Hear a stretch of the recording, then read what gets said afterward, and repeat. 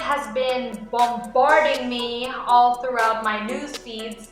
So one day I said to myself, hello everyone, welcome back to my YouTube channel. Today I am going to walk you through the application process in ACADSOC. So you might have heard ACADSOC in so many ads. You might have seen it in Facebook or who knows where you found it. For me, it has been bombarding me all throughout my news feeds.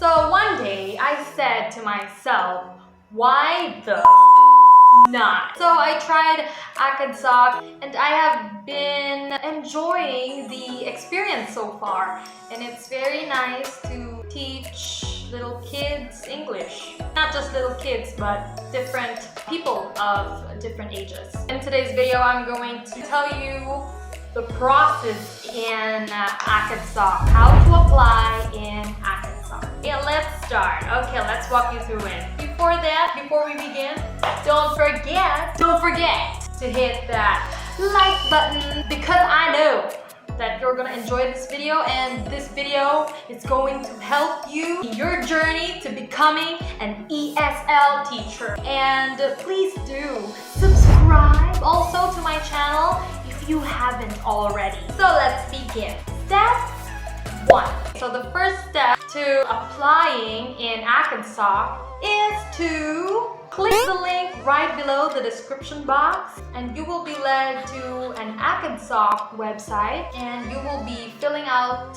a form. You will be filling out your personal information like your name, birth date, experience, your resume, which is optional in the first stage, in this initial stage, and your number, and so on. After filling out your application form, we can now go to part 2. If you pass the initial application form, because they have a screening in step 1, and if you pass step 1, you can now go to step 2. They will schedule an interview, an initial interview with you. So when I had my interview, we had an interview in a Zoom meeting.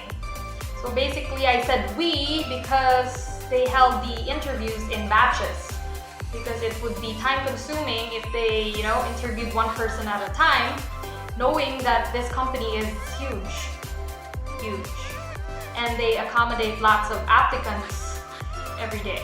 During the interview, you would be asked your name, your background, a little bit about yourself. They're gonna ask you, why would you like to be an ESL teacher? What makes a good teacher? And they're gonna ask you questions relating to being a teacher and how you're going to build good relationship with the students, questions like that. So they're going to ask questions, of course, again, relating to being an ESL teacher. And that's it. That's all I can remember from my interview. It was very short, not that long. It's just quick because, time is gold. So after the initial interview, you will be going to step 3.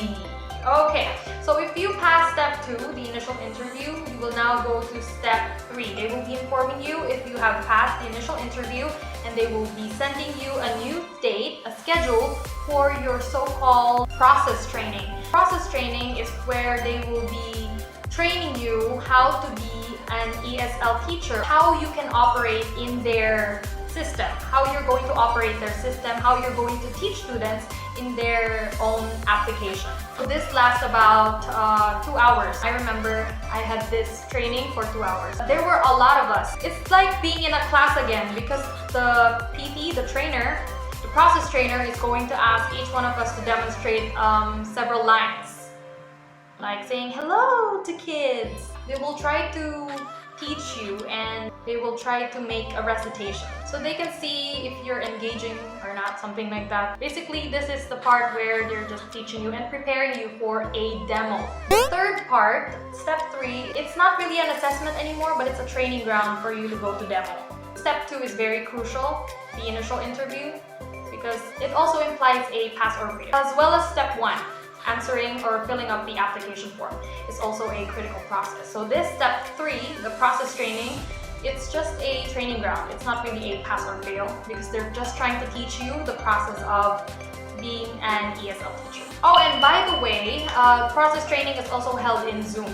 it's as soon as 2 days after. I had my process training 2 days after my initial interview. So it's as fast as that. You don't have to wait too long. Now let's proceed to step number 4. Okay, so after the process training, you are now going to have a demo class.